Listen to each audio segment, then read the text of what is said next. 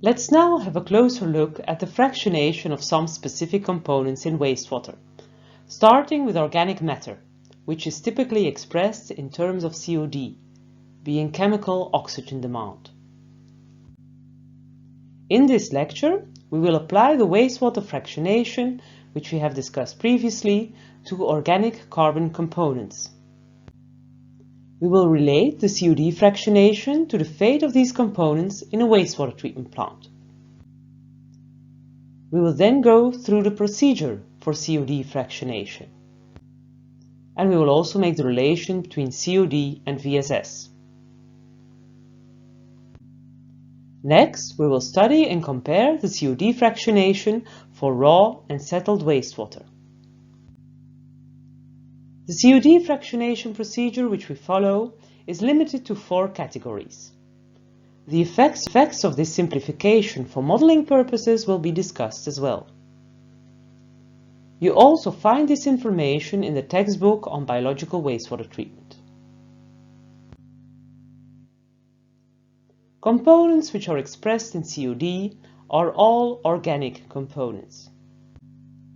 A first distinction is made between soluble and particulate components. Soluble organic carbon components are denoted by a capital S, particulate organic carbon components by a capital X.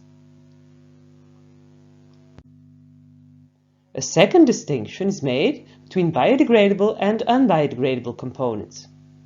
Biodegradable organic carbon components are denoted by a subscript S.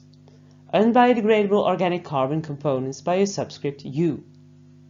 So overall, we distinguish 4 COD fractions. Soluble biodegradable organic components, SS.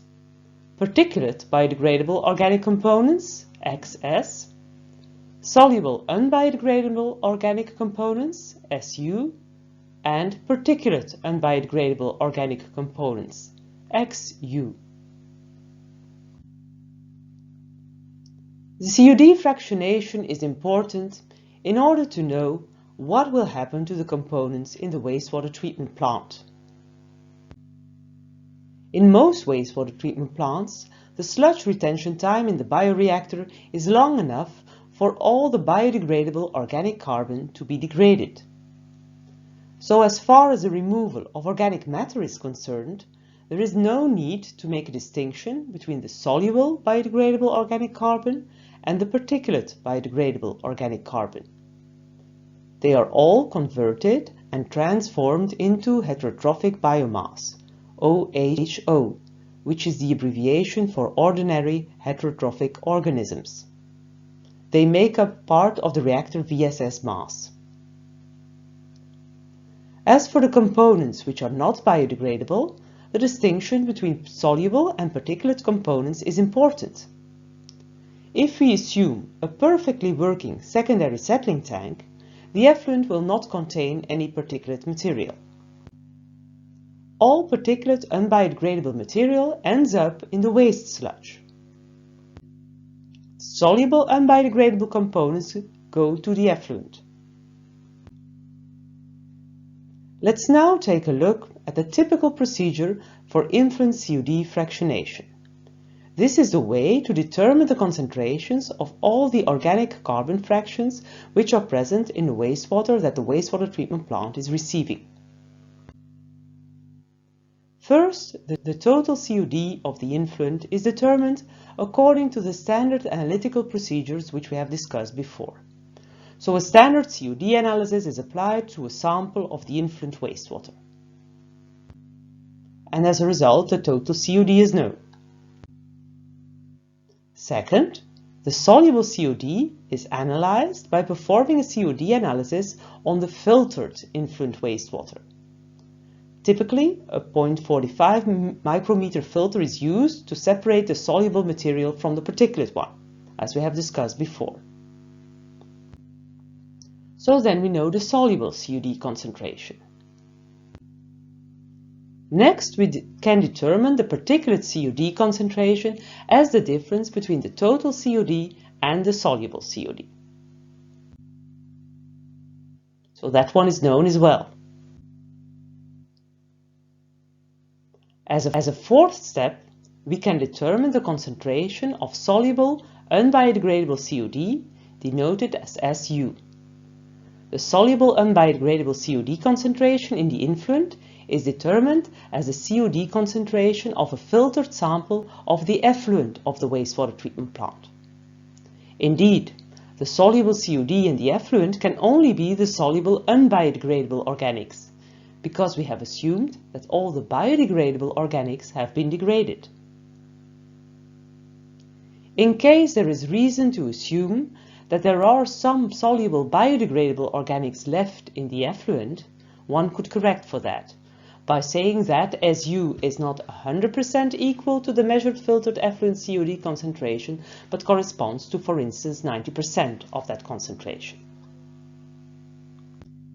In any case, we have determined a value for the soluble unbiodegradable organic carbon components SU.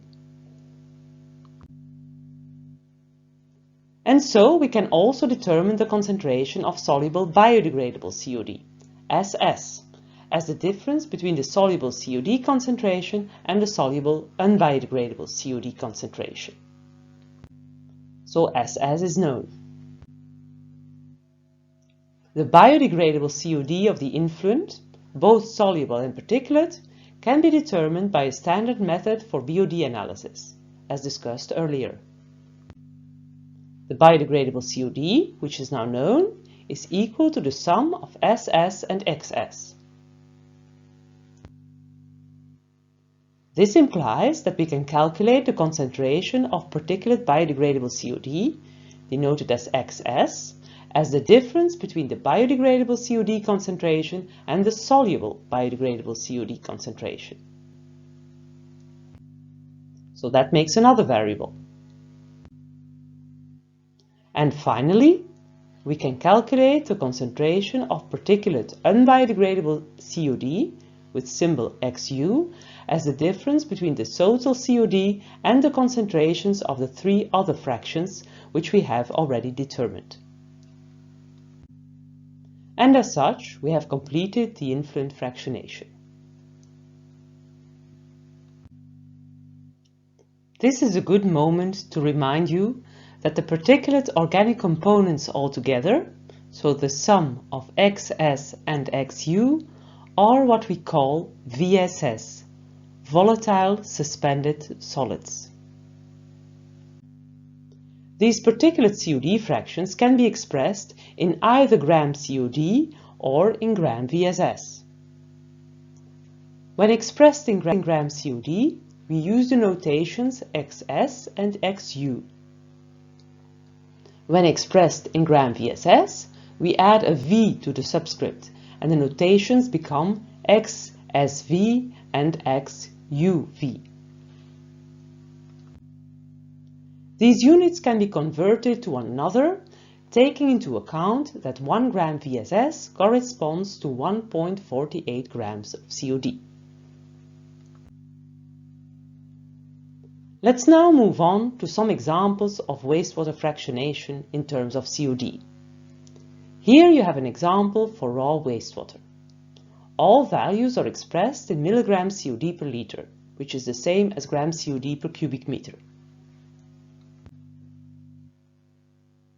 We see that most of the COD is particulate, in this case about 550 milligrams per liter, while the amount of soluble COD is only about 200 milligrams per liter. Particulate COD can be removed through settling. So when applying a primary settler, a large fraction of the influent COD can be removed before sending it to the biological treatment tanks. The wastewater after primary settling is called settled wastewater. This is the composition of the settled wastewater, as determined by applying the influent fractionation procedure. We see that more than 50% of the particulate COD, so of the particulate organic matter, is removed through primary settling. It can be noted that the fraction of particulate unbiodegradable organic matter which is removed in the primary settler is larger than the fraction of particulate biodegradable organic matter. Indeed, more than 80% of XU is removed, compared to about 50% of XS. The soluble COD concentrations are not affected through settling. They are the same for raw and settled wastewater. Overall, the total COD concentration of settled wastewater is about 40% lower than the one of raw wastewater. This means a significant relief in terms of the load sent to the biological reactors, which is translated into a much lower oxygen demand and a much lower secondary sludge production. You can learn more about this in the chapter on organic matter removal. Here you have the comparison of the influent fractionation for raw wastewater and settled wastewater on a single slide. Note that this only concerns the COD fractions, so the organic matter. Besides organic components, wastewater also contains inorganic components. The particulate inorganic components are expressed in terms of ISS, inert suspended solids. Comparing the ISS concentration of raw wastewater and settled wastewater, we see that about 80% of the inorganic suspended solids are removed through primary settling. This percentage is comparable to the one for particulate unbiodegradable organics, XU, which we discussed before.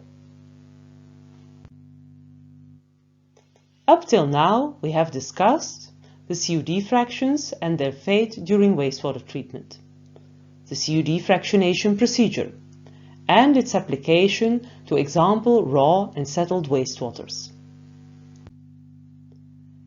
Let's now discuss the consequences of the COD fractionation on a more conceptual level. The COD fractionation into 4 categories, which we typically apply, indeed has some specific implications for modeling. The activated sludge models, which we use to model biological wastewater treatment processes, the so-called ASM models, only distinguish between soluble and particulate components. Colloidal components are not considered explicitly, but instead are lumped into the soluble or into the particulate component fraction, depending on their size, which is typically determined by filtration over a 0.45 micrometer filter. The distinction between soluble and particulate components is typically also connected to assumptions regarding the biodegradability. Soluble biodegradable organic components, denoted as S, are typically assumed to be readily biodegradable, while particulate biodegradable organic components, denoted as XS, are assumed to be slowly biodegradable. The colloidal organic components smaller than 0.45 micrometer will be measured as soluble and will as such be modeled as being readily biodegradable, even though in reality colloids are slowly biodegradable. This will not be noticed when modeling typical activated sludge wastewater treatment plants in which the SRT is long enough for the degradation of all biodegradable organics, both soluble and particulate, both readily and slowly biodegradable. However, it will play a role in so-called high-rate activated sludge systems, abbreviated as HRAS systems, in which the sludge retention time is too low for the degradation of the colloidal components, which are soluble but slowly biodegradable. In order to overcome this problem and to accurately describe the fact that colloids are not degraded if the SRT is too short, a first option is to split up the soluble components into a readily biodegradable fraction and a slowly biodegradable fraction, and to model their degradation separately. A second approach is to adjust the influent fractionation by taking the so-called particulate fraction XS larger than it would be based on the filtering experiments. By increasing XS versus SS, one reflects that part of the soluble organics, more specifically the colloidal part, is slowly biodegradable instead of readily biodegradable. The second approach is the most simple one, in the sense that it only changes the value of an influent variable, whereas the first approach results in additional state variables. Another implication of only distinguishing between soluble and particulate organic matter is related to the adsorption or bioflocculation and settling behavior. The adsorption of suspended organic matter is a fast process. It is typically considered instantaneous in models, which comes down to the fact that all particulates will settle. Again, this is okay in activated sludge processes with a long contact time, in which colloids will typically adsorb on the flocks and subsequently settle.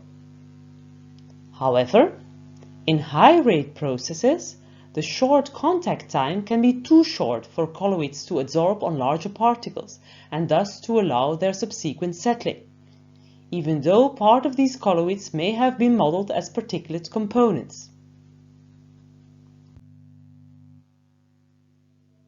In order to describe the adsorption and settling behavior of colloidal matter correctly, one could choose to explicitly consider colloidal matter as a state variable and to add a number of relevant processes. Even though such a description can be mechanistically more correct, it is definitely more complex, and it comes at the expense of having to estimate more unknown parameters. A simple alternative is to keep the distinction between soluble and particulate organics only, so no colloids, and to lump the adsorption and settling process into a single settling efficiency parameter, which can be estimated from data which are typically measured in wastewater treatment processes.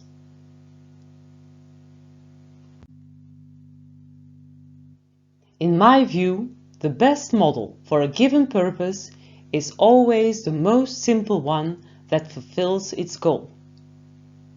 In the previous examples, the simplest models were the ones without adding state variables. In most cases, simple models perform very well for overall plant description and optimization. However, as with any model, one needs to be aware of the underlying assumptions and the model limitations.